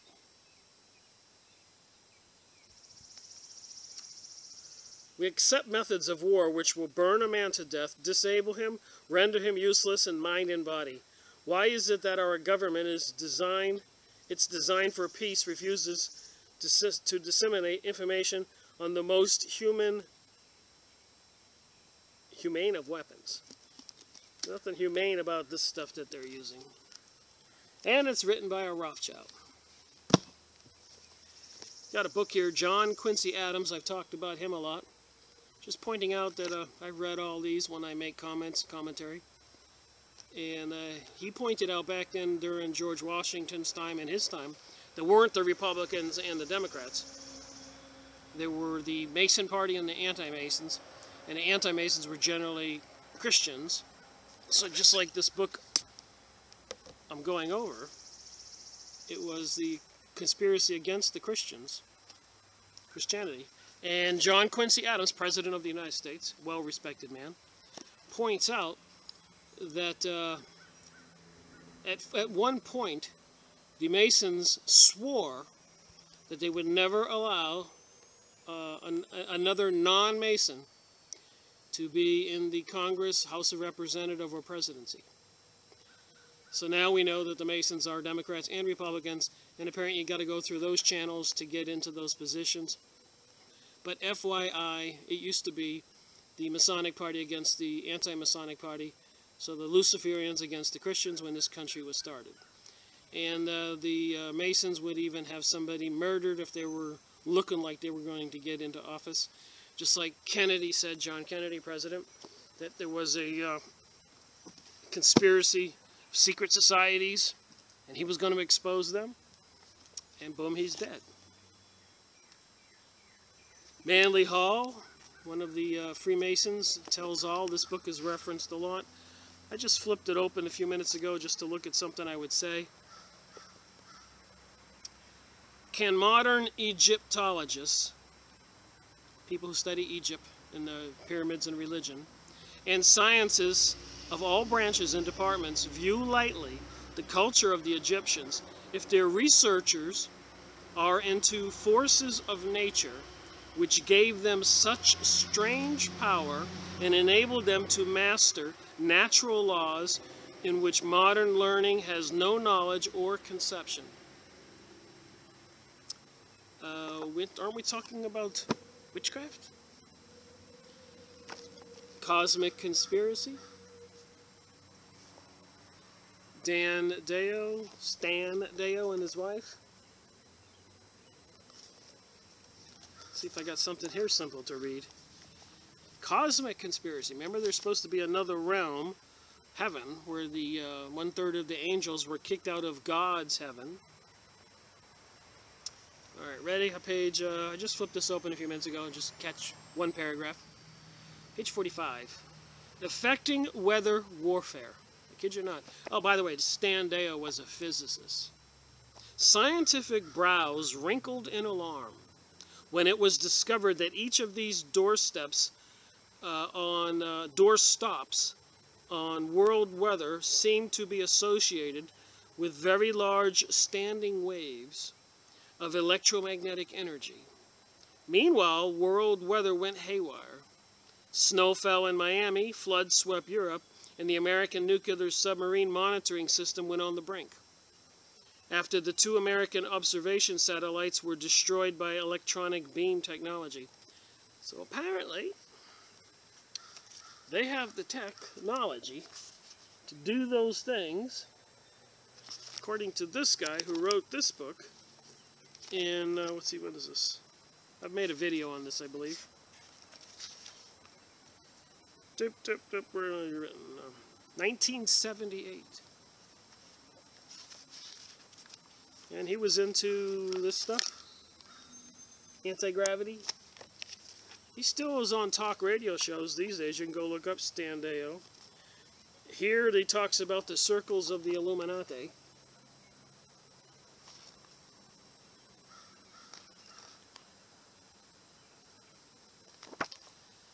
So you got your Osiris, Horus, Satan. They all sing Eye on the Dollar Bill. Marduk, Baal. Remember they were trying to put that temple, those arches of Baal in New York and London, and 1,000 of them everywhere else. Elohim, the spirit beings. Egyptian mystery school, Babylonian mystery school. Hebrew Kabbalah school.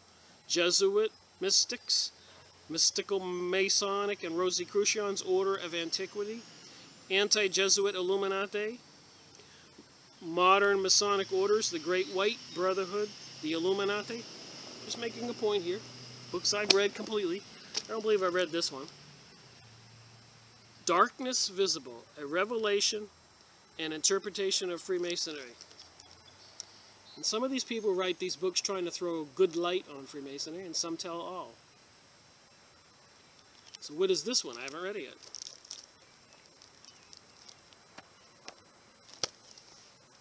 But for looking at the back of it. And now, if you are a Christian, or you start posting videos and start trying to tell the truth, you might be called a anti-government belligerent. And if they say you rise up and you try to defend the country against the evil ones, you're an insurgent. And if you don't surrender your gun when they say you have to turn it in, you'll probably be called a terrorist. Or if you're a Christian, you might be called a hater. All these things they've made a crime. But a few years ago, one of Hillary Clinton's mentors, Saul Alinsky, wrote a book here for these people, Rules for Radicals. So they can have books, and they can be radical, and they can use espionage and all kinds of horrible things to bring about the New World Order. But don't you darn well try to save your country or your religion, because you'll be an anti-government belligerent, or you'll be accused of inciting hatred, a bigot. You don't go along with the new pedophilia, homosexual, transvestite, pansexual, everything else. So they can write books and plan all these things in writing, and this is one of the people that influenced Hillary Clinton. But don't you try to tell your side of the truth. Another book, Confessions of an Economic Hitman.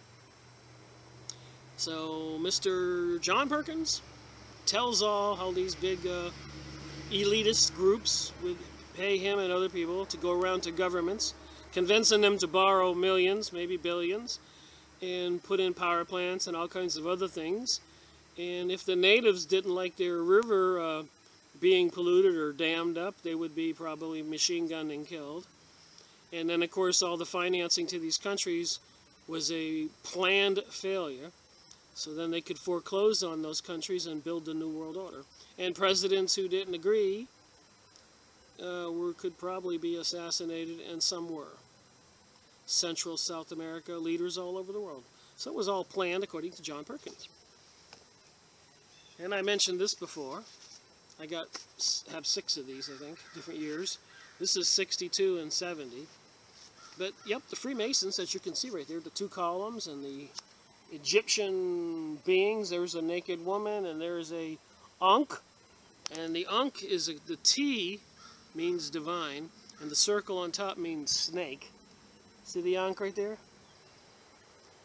And there's a snake right there on top of his chest, too. So the T is divine, the top is a snake, so it's the divine snake, the serpent god. And they did come out with the New Age magazine. Is there any question? It says right back on the back here, they don't want any money to go to any church-like schools. So they were against any kind of Christian Catholic schools. Another one here, Proof of a Conspiracy by John Robinson. a well-known, respected author. I haven't read this one yet. Just showing you how many books I got. I just grabbed a bunch. I got like 500 books. National Suicide, Military Aid to the Soviet Union. Anthony Sutton, a well-respected author. We did a book by him, Secret Societies, I think. And, you know, now I would say also another book like this could be written. National Suicide, Military and Financial Aid to Israel. So I do believe the Soviet Union is still under their control. Our Common Future. I got many books that talk about overpopulation back in 1965 to 75. And resources running out. They were promoting the propaganda back then. The World Commission on Environment and Development. And I've gone over some of these other books I have. So there's no question what their obsession was. Page 127. Growing populations and decreasing availability of arable land led poor farmers in these countries to seek new land and forests and grow measures. So it's all about they're thinking there's too many people, and this was written in, published in, what year? 1987. So they keep, and these books are good to give to the congressmen and representatives to convince them that the world's on fire. There's too many people, we're running out of water and food and everything. Meanwhile, Webster Tarpley wrote this book. You can see I read it thoroughly. And I think it has conclusive evidence that pinpoint that the people in charge, everywhere from everybody you see on this picture, some strange goings on with 911. And these symbols say a lot too. Why is the Pentagon shaped like a pentagon, which is a witchcraft symbol right there? It's a triangle with the crown on it right there. The crown was on the serpent snake. If you're going to get a book on 911, you want to see that Webster Griffith Tarpley, I mean, there's just too much in here. Mentions everybody's name. Everything that Cheney did, and CIA director, and of course I did this book. Edward Hendry, Bloody Zion. Man alive. I'll read just one little paragraph from this book, and I did a whole video, many videos on this. A body representing Jews in Germany will exert pressure on those leaving Germany to immigrate only to Palestine. Such a policy is in the interest of Germany and will be executed by the Gestapo. It seems like an oxymoron to have Nazi Jews, but it makes sense when one realizes that both the Nazis and the Zionists had the same objective in persecuting the Jews of Europe in order to force them to immigrate from Europe to Palestine. The Nazis worked out secret arrangements with the Zionist Jews to facilitate the immigration of Jews to Palestine. So a lot of Jews were opposed to this Zionist program and going to Palestine. And many of them, I suspect, were the ones who were rounded up and died, the good Jews. And I've had many people tell me this is the most awesome book. It tells all. And this one here was, I just grabbed these books off the shelf at random. Just to make a point. And this is only, what, 10 books? Or 500. Clouds of Secrecy. The Army's germ warfare test over populated areas. Leonard Cole tells all. New York subway systems, ships parked offshore, and they would just, you know, with some kind of device, put the stuff into the wind, or in the tunnels, blow it through some kind of fan. Germs and viruses and all kinds of crazy things, experimenting on we the people. Who the heck do these people think they are?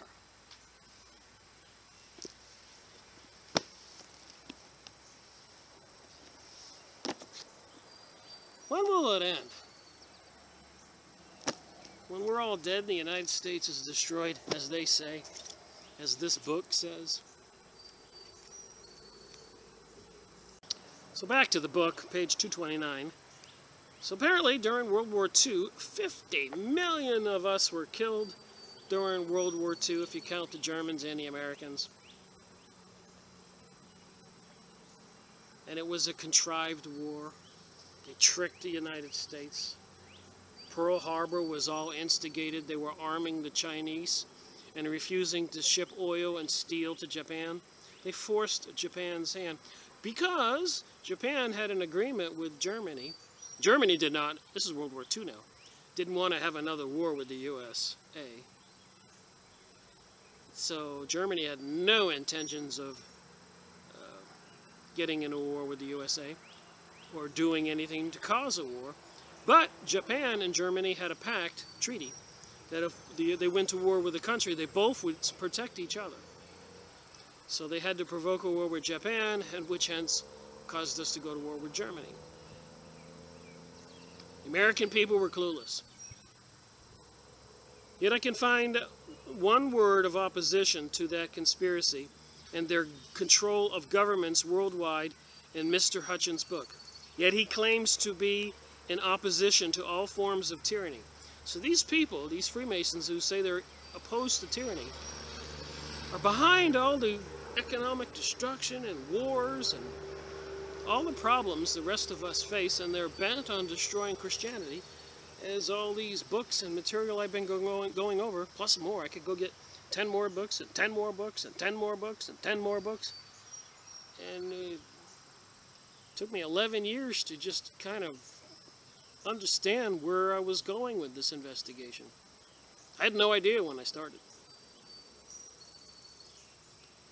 You, the reader, will have to answer this question. What could be the motive of Mr. Hutchins when he sees tyranny where none exist and cannot find tyranny where it does exist?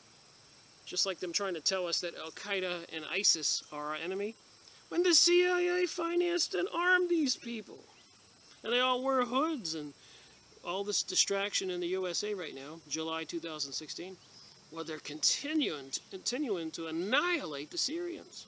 And God knows what else all over the world. And there is an answer to this question. And I'm hopeful that I can make the answer clear to the reader a little later in this book. Just trying to see how far I got to go with this particular chapter. Not too much further. The instrument of attack at the west gate of the temple was the square, an implement found of two rigid pieces of metal at right angles to each other. It represents the merger of civil and religious power, intending to control man's emotion, telling him not only what he can do, but what he can believe. So they want us to believe what they tell us to believe. And a lot of people will not accept this new age, Luciferian world, and those people will probably be rounded up and executed. In the USA even, if we allow this to occur. And if the lukewarm people in the middle don't pick a side, and the Christians don't jump up and take control of their own world. But I suspect people will passively just give up their weapons and let this happen to them. Here Mr. Hutchins appears to be referring to the Christian church, because he dares to tell mankind that God has a plan for their life. God has instructed man in the Bible that there is a right way and a wrong way to live our lives. God is the author of moral absolutes, which are to teach man to control his emotions. So just because you think you want to rape a woman, you shouldn't do it. We all need to control our thoughts. And there are evil forces that can create thoughts in our heads. So people need to be aware. And tell him only what he can do, but also what he can believe. For instance, God tells man that he is to not commit the crime of rape, even though the thought of anticipated pleasure may appeal to his emotions. So Aleister Crowley in the Book of the Law would probably tell you to go with your emotions and commit the rape, and you can enjoy it. Mr. Hutchins is saying that man should reject all that God teaches mankind. He is also saying that the church and government have merged to punish the person who wishes to exercise his free choice as to whether or not he should forcibly take a woman. I think it should be a law that you can't forcibly take a woman. But apparently it's inhibiting somebody's liberties and right to enjoyment. I also find this hard to understand. Is it possible that Mr. Hutchins is suggesting that civil and religious power should not merge to punish the crime of rape? Should they not tell the prospective rapist not only what he can do, but also what he can believe about the act of rape? It is true that the punishment of this crime intends to control man's emotions, and therefore, according to Mr. Hutchins, should not be punished, because government and church do not have the right to merge to control man's emotion.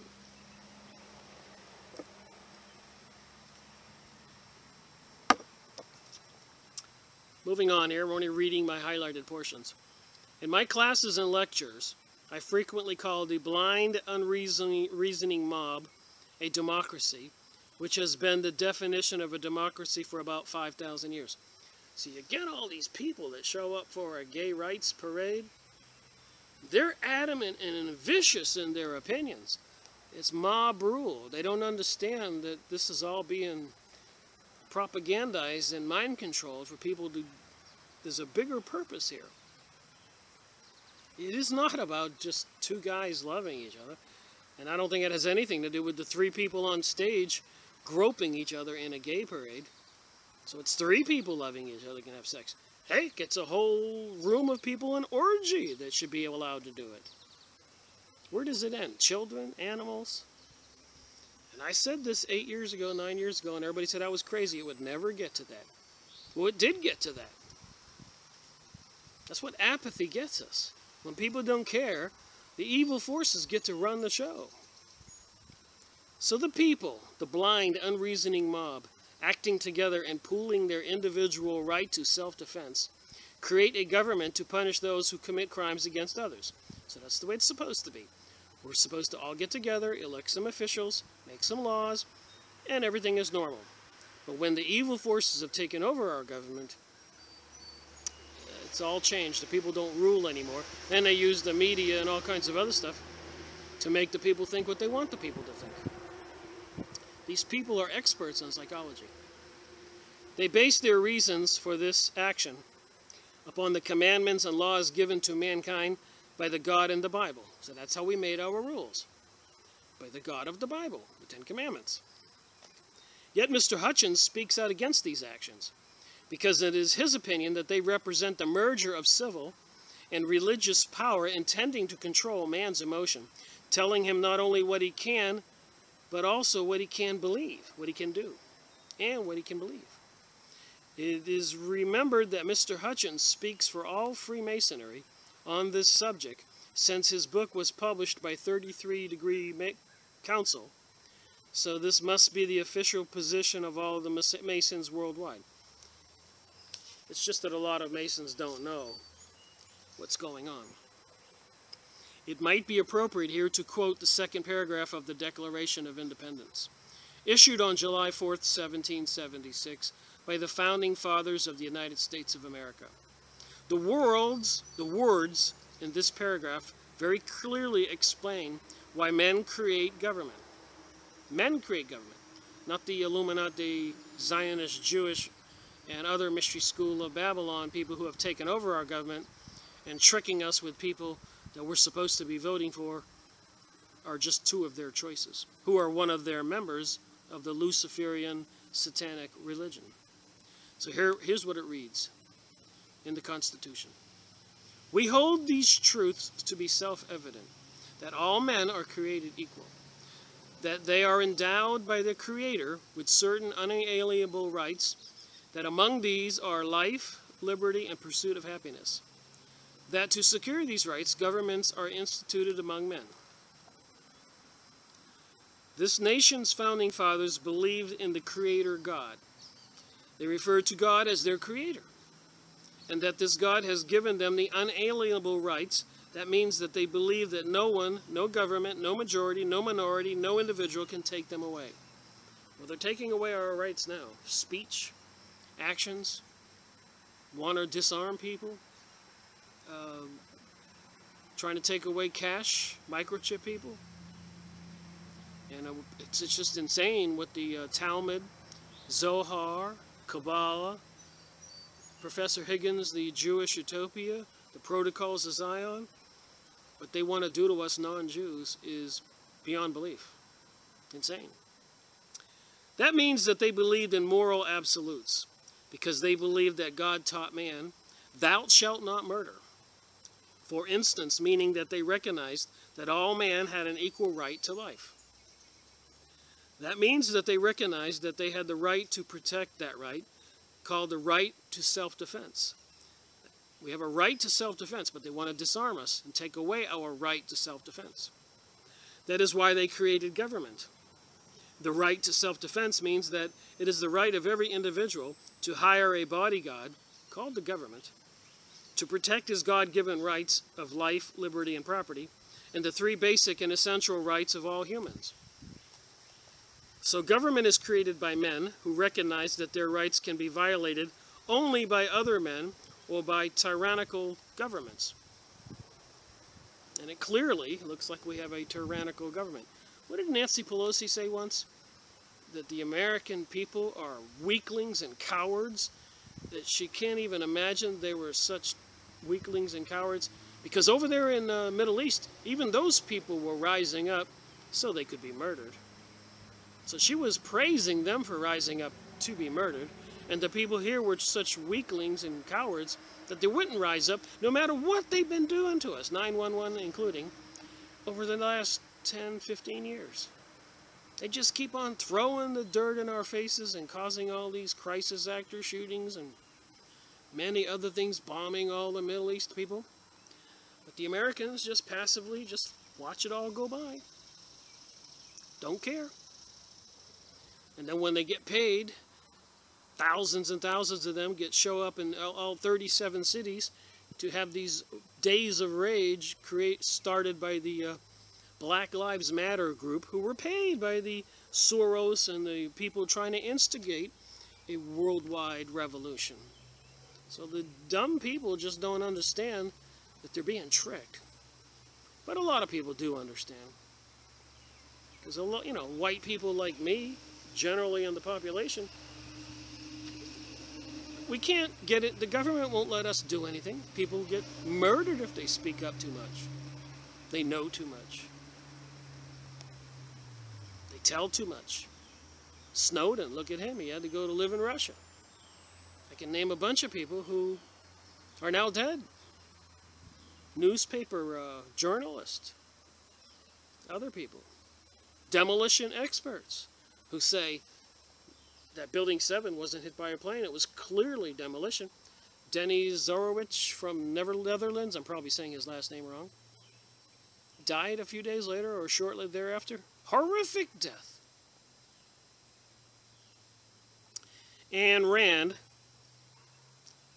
major writer during the 1960s and 1970s, she separated force into two categories, what she called initiatory force and retaliatory force. It was her position that no one has the right to initiate force against anyone else under any circumstances. Conversely, all men have the right to retaliation force, called the right to self-defense. So I know over there in Iraq, clearly there was an initiatory force against them, and anybody who retaliated, wanted to get milk for their baby, would be called an insurgent and machine gunned to death. Insurgents. It is the individual's right to self-defense against one who comes to violate the individual's rights. That individual can pool his or her right to self-defense with others who have the equal right and hire a bodyguard that will protect each of them individually or collectively. We call that hired bodyguard government.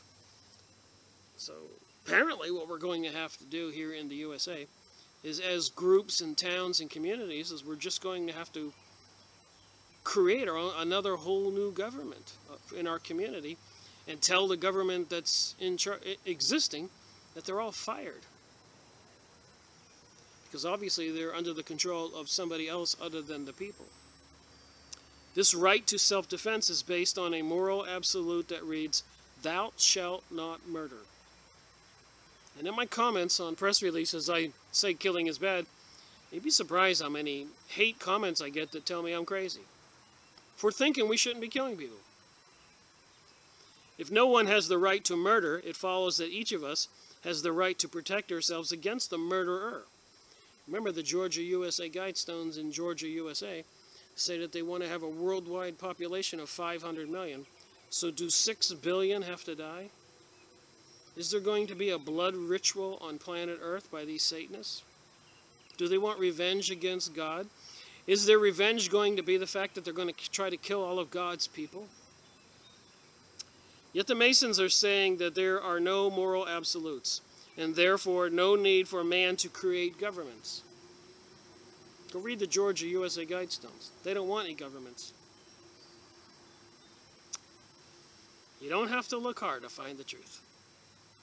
I do not want the majority of people deciding what my rights are. I do not want the Masons saying what my rights are. I do not want Mr. Hutchins saying what my rights are. So I like that first sentence. I do not want the majority of the people deciding what my rights are. Back in 2007 and 8, 30-something% were for gay marriage and 60-something% were against. So the majority of the people were against.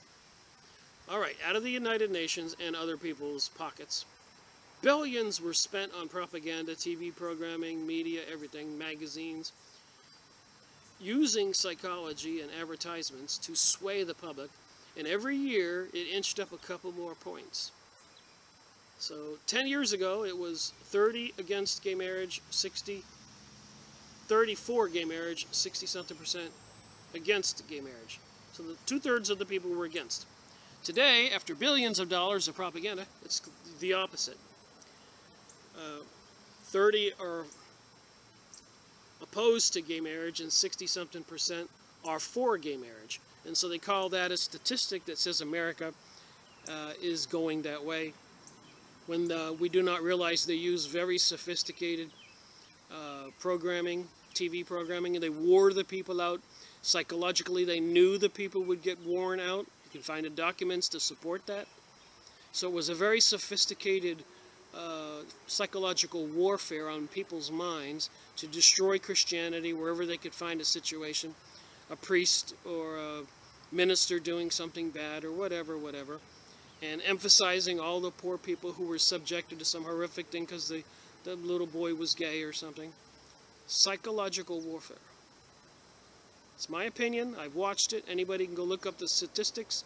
They are on the internet and the charts are right there. I've shown them in previous videos. My rights come from God, therefore they are unalienable. In the Bible it says man should not lay with man, like he would lay with a woman. Clearly says that, and more. And because I believe in the Bible, they would call me violating somebody's freedoms and being a bigot. Meaning that no man, no Mason, no majority, no government can take away my rights. I acknowledge that these rights come from God and only God can take them away. I do not acknowledge that anyone else can deprive me of them. So I don't think that this God of Satan, this God, Satan, the serpent beast, can take away my rights that God, the creator of the 10 Commandments, gave me. But I do not wish the Masons or anyone else to say that I do not have any rights, because there are no moral absolutes. So they're trying to say there are no moral absolutes upon which I can base my claim to unalienable rights. And I want my government to punish murderers, thieves, and rapists. I want my government to punish murderers, thieves, and rapists. Yes? No? Because these individuals destroy my right to life, liberty, and property. That is why man creates governments to protect their God-given rights, unalienable rights. God-given, unalienable rights. And I've been to the investigating the court system. We're all aware that they just release criminals all the time back amongst our society to cause more agitation and chaos and anarchy. It is intentional. And if any good person gets in the slightest situation with the government, they will prosecute them to the limit, even saying They're going to make an example of that person. So if you're a Christian and you make one little mistake, they're going to make an example of you. If you're a cocaine dealer or wife beater or other person, they're just going to release you back into society. Generally speaking, this is the way it is. It's been publicized. And it has frustrated police officers and peoples and communities. But it makes for a lot of money for the lawyers and the court systems and paroles and probation and all that stuff. Alright, I'm going to try to finish this video. When the mob governs, so that a mob, in my opinion, are the people now who are under mind control and are made to believe that the Christians are bad. Man is ruled by ignorance. When the church governs, he is ruled by superstitions. But when the state governs, he is ruled by fear. Before man can live together in harmony and understand ignorance, in harmony and understanding, ignorance must be transmuted into wisdom, superstition, into the illumined faith, and fear into love.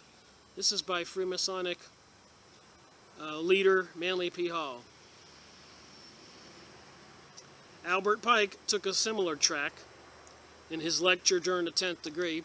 This degree, my brother, is devoted to the cause of toleration and liberty against fanaticism and persecution, political and religious, to that of education, instruction, enlightenment against the era, barbarism, and ignorance.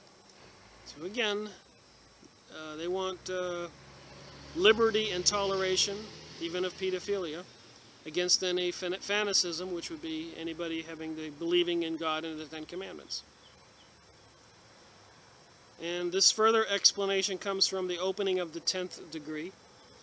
To the cause of every people that struggles against oppression.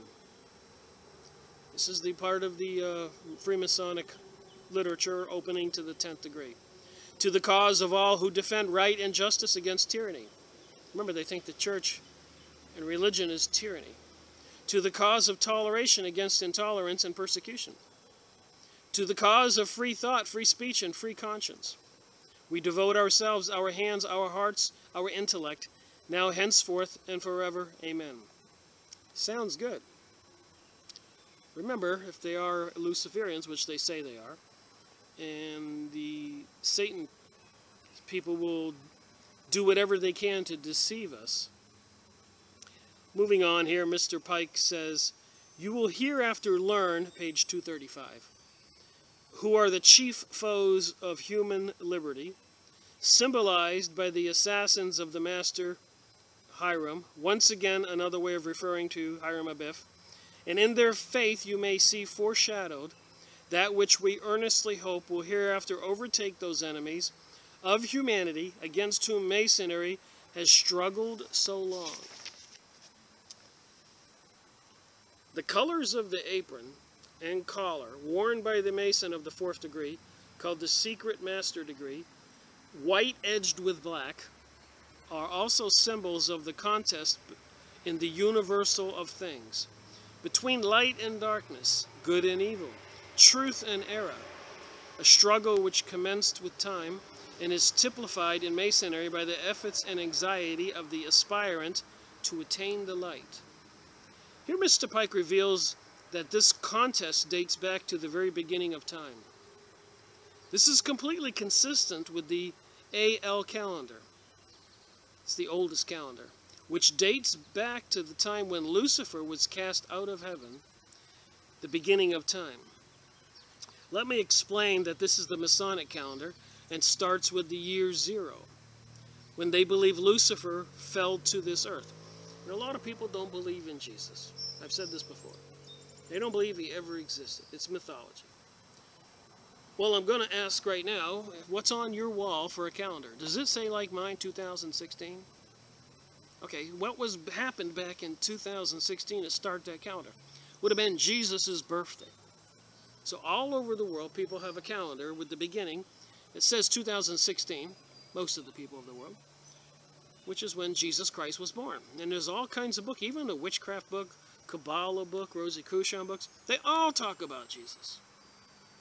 So there's very little doubt that he did exist. But the people out there in the public will tell you adamantly it's all a myth because they've been told that. Probably by that, on that TV show Family Man or Homer Simpson.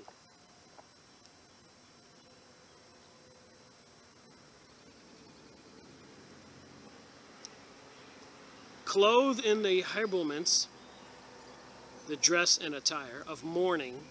Apparently the Masons are not mourning the death of Hiram, but symbolically the death of mankind at the hands of the government. And religion, the columns of the temple shattered and prostrate, apparently referring to heaven after man and Lucifer were expelled by God. So again, they're trying to say God is the bad guy who expelled Lucifer and man. And the brethren bowed down in deepest dejection.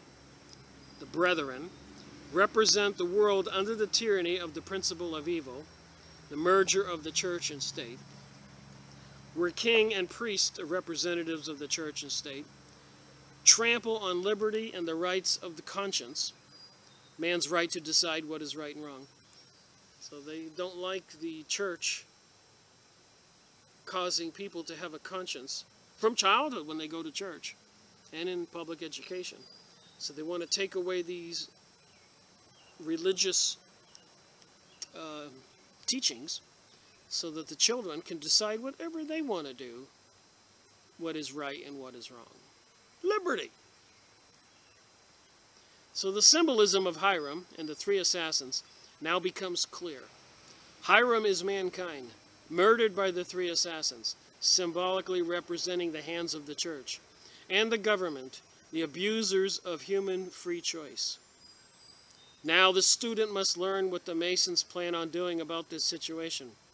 Hold on, it gets worse. So there's more I could read, and I will read and maybe make another video, because this author and this publisher says I can, as long as I give them all due credit. And of course I want to do that to all the books that I have been doing book reviews on. It is not my intention to try to do an audiobook or go sell something like that. This stuff is alarming. People are dying. A future bloodbath on the planet seemingly is planned. I got the books, and I mean, unless I'm just, I should ignore, which a lot of my friends tell me. What do you care, Rick? You're doing fine. You got a good business. You can make money.